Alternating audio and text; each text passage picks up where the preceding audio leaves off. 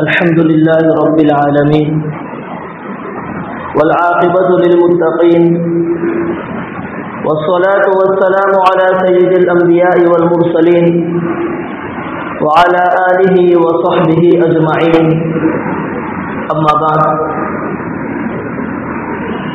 فقد قال الله تعالى في القرآن المجيد فأعوذ بالله من الشيطان الرجيم وما أبرئ نفسي إن النفس لأمارة بالسوء إلا ما رحم ربي إن ربي غفور رحيم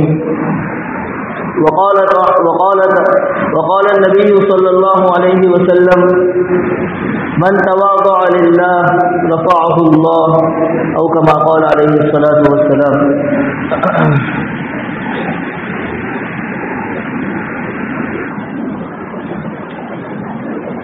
میں نے آپ حضرات کے سامنے آپ صلی اللہ علیہ وسلم کا ایک فرمان پیش کیا جس میں حضرت نبی کریم صلی اللہ علیہ وسلم ارشاد فرماتے ہیں من تواضع للہ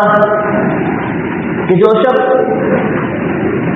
اللہ تبارک و تعالیٰ کے خاطر اللہ تعالیٰ کی رضا اس کے خوشنودی حاصل کرنے کے لیے تواضع اختیار کرتا ہے اپنے آپ کو جھکاتا ہے اللہ تبارک و تعالیٰ اسے بلندی اور رفعت کے اوپر پہنچاتے ہیں. تواضع یہ وضع سے ہے. عربی کے اندر وضع کا معنی ہوتا ہے رکھ دینا اور تواضع کا یہ معنی ہے کہ اپنے آپ کو اللہ تبارک و تعالیٰ کی مرضیات کے سامنے اللہ تبارک و تعالیٰ کے احکام کے سامنے اپنی تمام تر خواہشات کو جھکا دینا اور اللہ کے خاطر تواضع کو اختیار کرنا. اسی طرح یہ معنی بھی ہے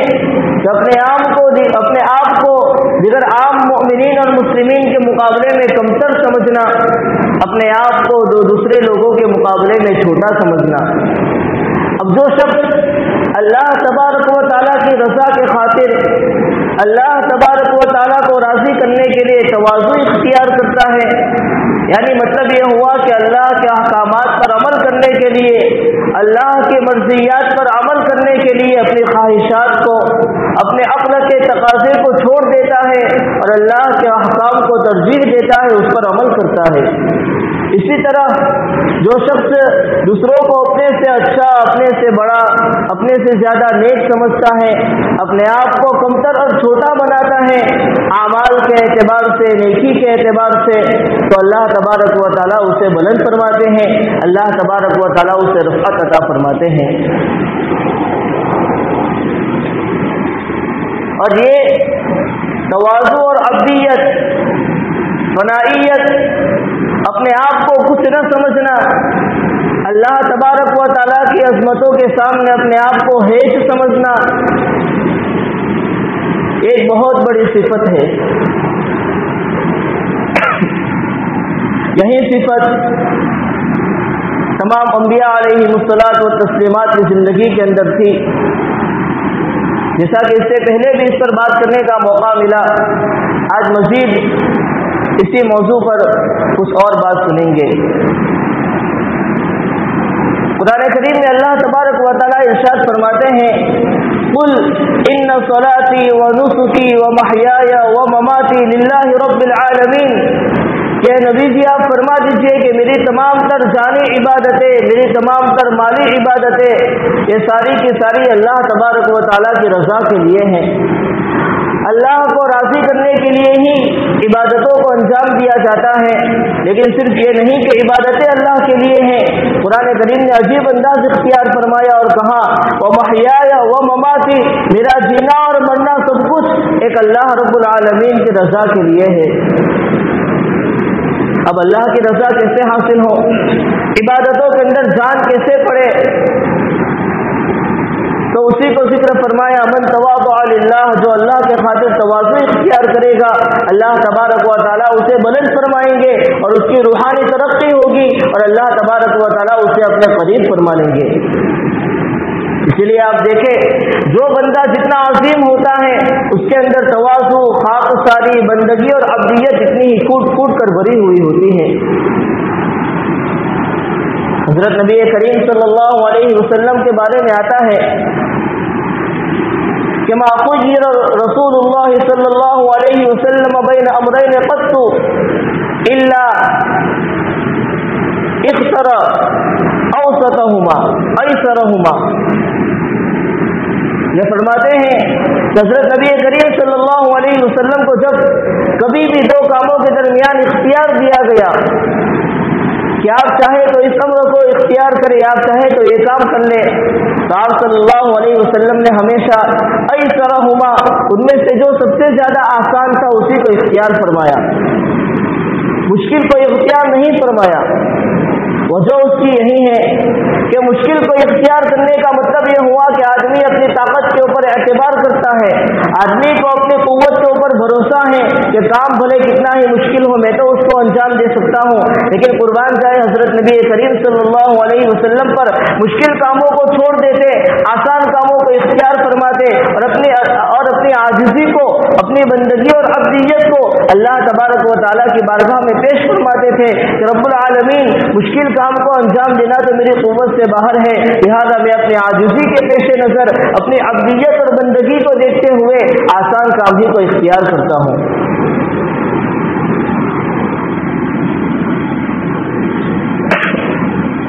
یہ تھی آپ علیہ الصلوۃ والسلام کی عبدیت اور فنائیت۔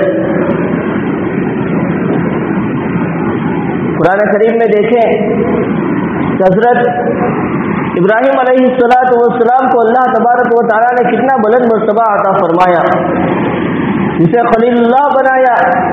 اللہ نے اپنا گہرا دوست بنایا۔ واتخذ اللہ ابراہیم خلیلا، کہ اللہ تعالیٰ نے حضرت ابراہیم کو اپنا گاڑا اور پکا دوست بنایا تھا۔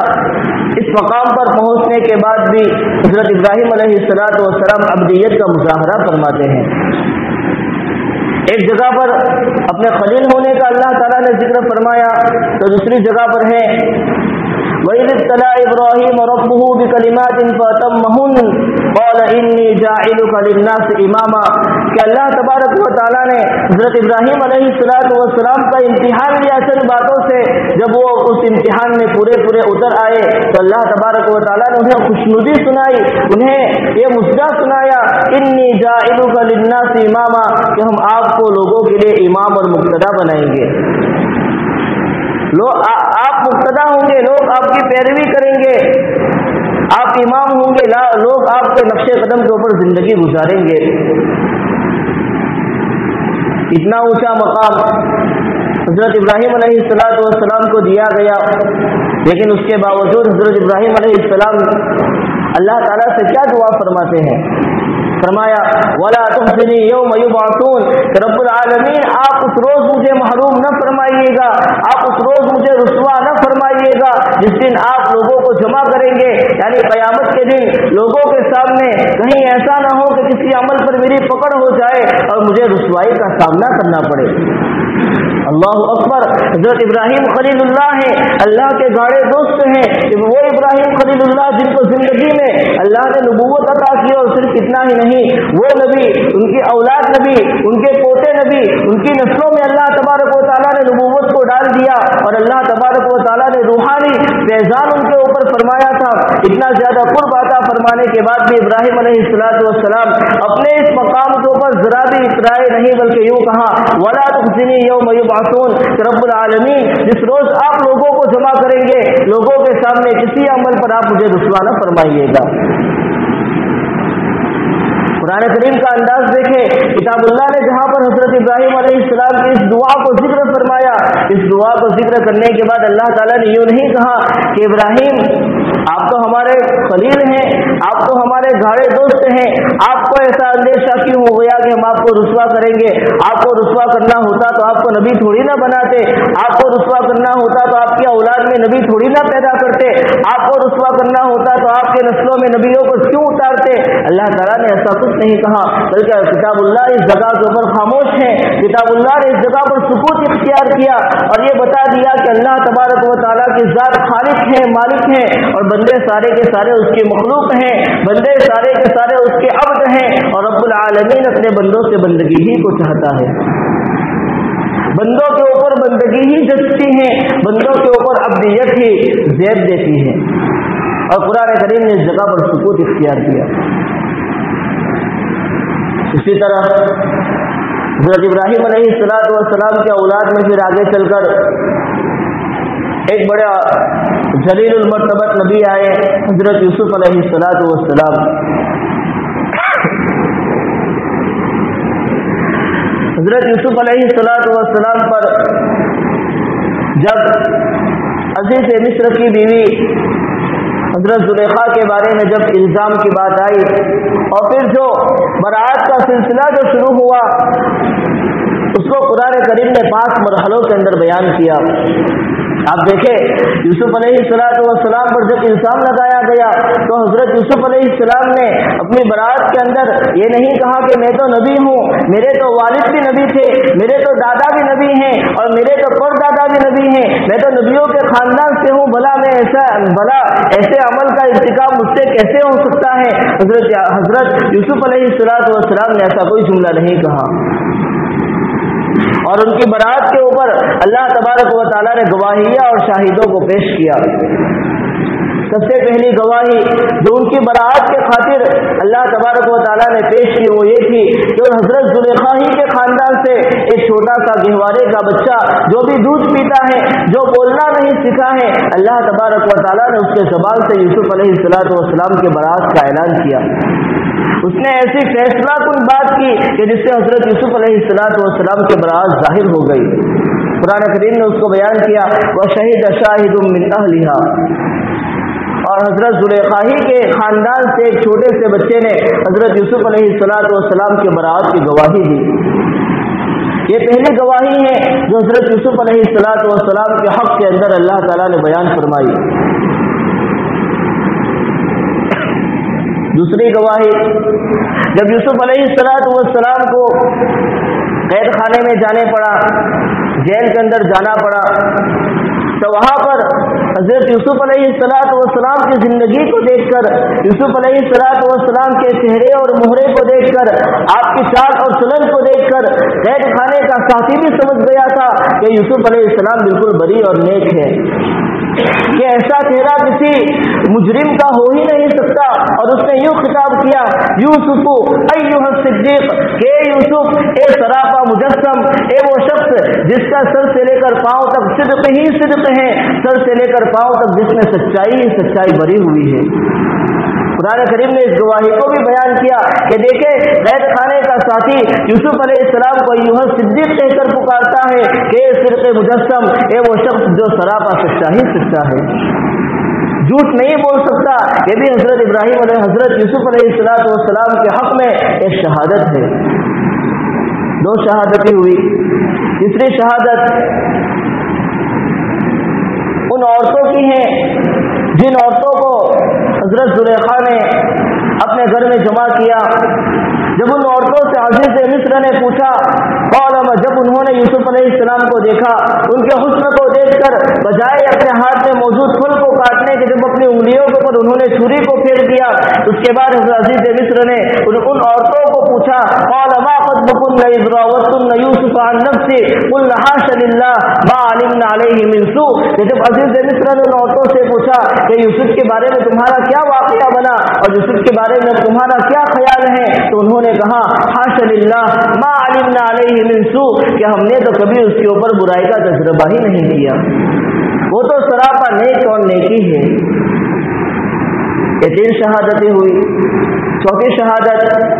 خود عزیز مصر کی بیوی نے دی۔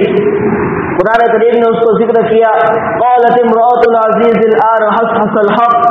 انا راودته عن نفسه وانه لمن الصادقین۔ عزیز مصر کی بیوی نے یہ کہا کہ اب تو حق بات ظاہر ہو گئی اور یوسف اپنی بات میں بالکل سچے تھے، وہ مجرم نہیں ہے۔ 4 گواہیاں ہوئی۔ 5ویں گواہی خود رب العالمین دے رہے ہیں، ربی السجن احب الی مما یدعوننی الیہ، کہ جب ان عورتوں نے یوسف علیہ السلام کو اس امر کی جانب دعوت دی تو یوسف علیہ السلام نے رب العالمین کی طرف متوجہ ہو کر یوں فرمایا، ربی السجن احب इलैया मिम्मा यदऊननी इलैहि, कि ये औरतें मुझे जिस अम्र की तरफ बुलाती हैं उस अम्र के मुकाबले में मुझे कैद खाने में जाना पड़े मुझे ज़्यादा पसंदीदा है। ये 5 गवाहियाँ हज़रत यूसुफ अलैहिस्सलाम की बराअत के ऊपर हज़रत यूसुफ अलैहिस्सलाम की नेकी और इफ़्फ़त और पाकदामनी के बारे में कुरान करीम नाज़िल फरमाता है। पहली गवाही हज़रत ज़ुलेखा के ख़ानदान का वो छोटा सा शीरखार और दूध पीता बच्चा जिसने अपनी इस कम उम्री के अंदर हज़रत यूसुफ अलैहिस्सलाम की बराअत के बारे में एक फैसला कुन बात की थी। दूसरी शहादत उस कैद खाने के साथी की जिसने अय्युह सिद्दीक़ कहकर यूसुफ अलैहिस्सलाम को पुकारा था। तीसरी गवाही उन औरतों की है जिन औरतों को हजरत जुलेखा ने अपने मकान के ऊपर दावत दी थी। चौथी गवाही खुद अजीज मिस्र की बीवी यानी हजरत जुलेखा की है। पांचवी गवाही खुद रब्बुल आलमीन कुरान करीम में जिक्र फरमाते हैं कि हजरत यूसुफ अलैहिस्सलाम ने हमसे इस तरह की दुआ की थी। इन 5 गवाहियों के बावजूद जिसमें यूसुफ अलैहिस्सलाम का पाक दामन होना, यूसुफ अलैहिस्सलाम का बरी होना बिल्कुल साफ तौर पर जाहिर होता है, उसके बावजूद यूसुफ अलैहिस्सलाम ये नहीं फरमाते हैं कि भाई मैं तो पहले ही कह रहा था, मैं तो नबी हूँ, मेरे वालिद भी नबी थे, मेरे तो दादा भी नबी हैं, हम नबियों के खानदान से हैं, हमसे इस अमल का इर्तिकाब भला कैसे हो सकता है। ऐसा कोई दावा हजरत यूसुफ अलैहिस्सलाम ने नहीं किया, बल्कि क्या फरमाते हैं, कुर्बान जाए हजरत यूसुफ अलैहिस्सलाम के आजिज़ी पर, उनकी बंदगी पर, उनकी अब्दियत और फनाइयत पर, उनके तवाज़ु पर। फरमाते हैं वमा उबर्रिउ नफ्सी इन्न नफ्स लअम्मारतुम बिस्सूइ इल्ला मा रहिम रब्बी। फरमाते हैं मैं अपने नफ्स की बरात का इज़हार नहीं करता, मैं नहीं कहता कि मेरा नफ्स बड़ा पाक और साफ है, मैं नहीं कहता कि मेरा नफ्स बड़ा पाक दामन है। नफ्स तो होता ही है हर किसी का बुराई की जानिब बुलाने वाला, हाँ मगर वो नफ्स, हाँ मगर वो जान जिस पर अल्लाह तबारक व तआला रहम फरमाते हैं, वो जान उस बुराई से रुक जाती है, वो नफ्स उस बुराई से रुक जाता है। फिर आगे फरमाया इन्न रब्बी गफूरुर रहीम, मेरा रब बड़ा गफूरुर रहीम है, उसने मेरे नफ्स के ऊपर रहम फरमाया। और अल्लाह की शान ये है, अल्लाह ने अपनी कुदरत का मुसाहरा किया और अल्लाह तबारक व तआला ने इस कदर पेचीदा मामले में भी मुझे पाक दामन और साफ रखा। यह है खाकसारी। जब हजरत यूसुफ अलैहिस्सलाम ने अपनी ज़ात को कुछ न समझा, अपने सारे मामलात को अल्लाह के हवाले किया कि मैं तो कुछ नहीं हूँ, अल्लाह ही की ज़ात है जिसने मेरी हिफाजत फरमाई, तो अल्लाह ताला ने फिर उन्हें बुलंद किया। मन तवाज़अ लिल्लाह रफ़अहु अल्लाह, अल्लाह के खातिर झुकाया था, अल्लाह ने उनको बुलंद किया। क्या बुलंद किया? कैद खाने से उठाकर अल्लाह तबारक व तआला ने शाही खानदान, शाही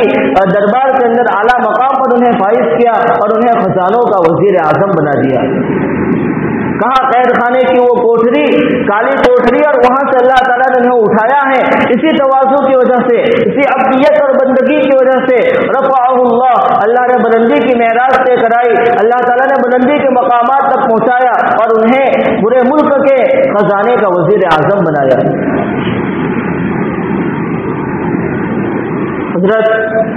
डॉक्टर अब्दुल हई साहिब आरिफी रहमतुल्लाह अलैह फरमाते हैं कि यहाँ तो अब्दियत और फनाइयत ही असल चीज़ है। यहाँ तो जो अपने आप को जितना मिटाएगा, जितना फना करेगा, अब्दियत अपने अंदर जितनी पैदा करेगा, तवाज़ु को जितना इख्तियार करेगा, उसी को रूहानी तरक्कियात से अल्लाह ताला नवाजते हैं। अब देखें हकीमुल उम्मत हज़रत मौलाना अशरफ अली साहिब थानवी रहमतुल्लाह अलैह, अल्लाह ने अजीब काम लिया, अजीब सलाहियतों से उनको नवाजा था। उसके बावजूद उनके बारे में लिखा है ये तो अंबिया थे, औलिया की बंदगी और अब्दियत को देखे तो अक़लें हैरान हो जाती हैं। यही माज़ी क़रीब के उलमा में हज़रत हकीमुल उम्मत रहमतुल्लाह अलैह का वाक़या लिखा है कि जब पूरा दर्स निज़ामी पढ़ने के बाद आलिमियत की तमाम दर्जात को मुकम्मल करने के बाद जब आखिरी साल में दौरे हदीस के साल में थे और साल करीबुल ख़त्म था, मदरसे ने दारुल उलूम देवबंद ने जलसे का एहतमाम किया। तो उस वक्त हकीमुल उम्मत حضرت مولانا اشرف علی صاحب تھانوی رحمۃ اللہ علیہ اپنے ساتھ چند رفقائے درس کو لے کر حضرت شیخ الہند رحمۃ اللہ علیہ کی خدمت میں حاضر ہوئے اور فرمایا، عجیب بات ارشاد فرمائی، حالانکہ دیوبند کے فاضل ہیں، اکابرین کے سامنے زانوئے تلمس کو طے کیا ہے، اکابرین سے علم کو حاصل کیا ہے، روحانیت کا واسطہ ان کا اکابرین سے تھا، لیکن اس کے باوجود کیا فرماتے ہیں؟ جا کر فرمایا کہ حضرت ہم نے سنا ہے کہ مدرسے نے جلسے کا اہتمام کیا ہے اور اسی جلسے میں ہمیں ہماری دستار بندی کی جائے گی، ہمیں سند فراغت سے نوازا جائے گا، آپ ایک کام کریں کہ جلسے کو ملتوی کر دیں، جلسے کا جو جلسہ جو ہونے والا ہے اسے آپ ختم فرما دیں۔ وجہ کیا بیان فرمایا کہ جب لوگ آئیں گے اور دنیا آ کر دیکھے گی کہ اس سال کن کن طلباء کو سند فراغت سے نوازا جا رہا ہے اور کون کون عالم بننے والا ہے، تو لوگ جب ہمارے چہرے کو دیکھے گی تو لوگ یہ اعتراض کرے گی، لوگوں کو یہ اشکال ہوگا کہ کہاں ان نالائقوں کو سند فراغت دے دی گئی، یہ تو نالائق ہے، یہ سند فراغت کے لائق نہیں ہے۔ جب حضرت تھانوی رحمۃ اللہ علیہ نے اس جملے کو بیان کیا، حضرت شیخ الہند رحمۃ اللہ علیہ بڑے جلال میں آ گئے، بڑے جوش میں آ کر فرمایا کہ بیٹا ابھی تو تم اپنے استادوں کے درمیان ہو، اپنے اساتذہ کے درمیان ہو، اس لیے اپنے آپ کو کچھ نہیں سمجھتے، لیکن ایک وقت ہوگا کہ جب ہم نہیں ہوں گے تو پھر تم ہی تم ہوں گے۔ اور پھر وہ زمانہ بھی لوگوں نے دیکھا کہ حضرت تھانوی رحمۃ اللہ علیہ جو فارغ ہوئے، فراغت کے بعد اللہ تعالیٰ نے وہ تفسیری خدمات ان سے لیے جو مفسر قرآن کہلائے، اللہ تعالیٰ نے فقہ میں وہ خدمات ان سے لی کہ وہ فقیہ وقت کہلائے۔ بڑے بڑے مشائخ جو اپنے وقت کے بڑے بڑے مشائخ تھے، لوگوں ان مشائخ کو فیض جو ملا، ان مشائخ کی جو تربیت ہوئی وہ حضرت رحمۃ اللہ علیہ کی خانقاہ سے ہوئی، اور حضرت رحمۃ اللہ علیہ اسی طرح شیخ المشائخ کہلائے۔ خانقاہ الہی کی جتنی خرابیاں تھی، اللہ تعالیٰ نے ان خرابیوں کی اصلاح کا ایسا عظیم کام لیا حضرت تھانوی رحمۃ اللہ علیہ سے کہ وہ اس خانقاہ الہی کے کام اور خانقاہ الہی کے طریقے کا مجدد کہلائے۔ تو یہ تھا کہ من تواضع للہ رفعہ اللہ، کہ جو اللہ کے خاطر اپنے آپ کو جھکاتا ہے، اپنے اندر بندگی اور خاکساری پیدا کرتا ہے، اللہ کے خاطر اپنے آپ کو جھکا دے گا، رفعہ اللہ، اللہ تعالیٰ اسے بلندی تک پہنچائیں گے۔ آپ دیکھیں ابو البشر حضرت آدم علیہ السلام کا کیا واقعہ ہوا۔ وَإِذْ قَالَ رَبُّكَ لِلْمَلَائِكَةِ إِنِّي جَاعِلٌ فِي الْأَرْضِ خَلِيفَةً، کہ اللہ تبارک و تعالیٰ نے حضرت آدم علیہ السلام کو جب پیدا کرنے کا ارادہ فرمایا تو تخلیق کا مقصد ہی یہ تھا کہ حضرت آدم علیہ السلام اور ان کی نسلیں دنیا میں جانے کے بعد خلافت فی الارض کا کام کرے گی، یعنی دنیا میں جانے کے بعد اللہ تعالیٰ کے احکامات کو نافذ کرے گی، دنیا میں اللہ کے نائب بن کر جائے گی۔ لیکن اس سے پہلے اللہ تعالیٰ نے خود انہیں اپنے ہاتھوں سے پیدا کیا، پھر جنت کے اندر انہیں قیام عطا فرمایا، پھر ایک عمل کی وجہ سے انہیں دنیا کے اندر آنا پڑا، تو جس عمل کی وجہ سے انہیں دنیا میں آنا پڑا تو دنیا میں آنے کے بعد انہوں نے اللہ تبارک و تعالیٰ کے سامنے گلا اور شکوہ نہیں کیا کہ رب العالمین آپ نے مجھے اپنے دست قدرت سے پیدا فرمایا، آپ نے مجھے جنت میں اتنا عرصہ قیام عطا فرمایا، اتنی ساری نعمتوں سے نوازا اور آپ مجھے اس دنیا کے اندر بھیجتے ہیں، اللہ تعالیٰ سے گلا شکوہ نہیں کیا بلکہ اپنی عبدیت کا مظاہرہ کیا، سالہ سال تک اپنے اس عمل پر روتے رہے، اللہ کی جانب متوجہ ہوتے رہے۔ جب انہوں نے اللہ کے دربار میں عبدیت کا مظاہرہ کیا تو اللہ تعالیٰ فرماتے ہیں فَتَلَقَّى آدَمُ مِن رَّبِّهِ كَلِمَاتٍ فَتَابَ عَلَيْهِ، کہ خود اللہ تبارک و تعالیٰ نے ان کے دل پر وہ کلمات القاء فرمائے، تو ان کلمات کی بدولت جب انہوں نے دعا کی تو اللہ تعالیٰ فَتَابَ عَلَيْهِ، تو اللہ تبارک و تعالیٰ نے ان کی توبہ کو قبول فرمایا اور اپنی رحمت کو ان کی جانب متوجہ کر دیا۔ اور پھر آپ دیکھیں کہ اللہ تعالیٰ نے انہی سے انسانی نسلوں کو چلایا اور پھر انہی انسانوں میں بہت سے انبیاء اور رسول کو بھیجا جن سے خلافت فی الارض کا کام لیا گیا۔ یہ ہے من تواضع للہ رفعہ اللہ، کہ جو اللہ کے خاطر بندگی کو اختیار کرتا ہے، عبدیت اور تواضع کو اختیار کرتا ہے، اللہ تبارک و تعالیٰ اسے روحانی اور ظاہری ترقیات تک پہنچاتے ہیں۔ اور اگر یہ تواضع اور خاکساری نہیں ہوگی تو پھر بندہ بلند مقام پر ہوگا تب بھی وہ زمین پر پھینک دیا جائے گا۔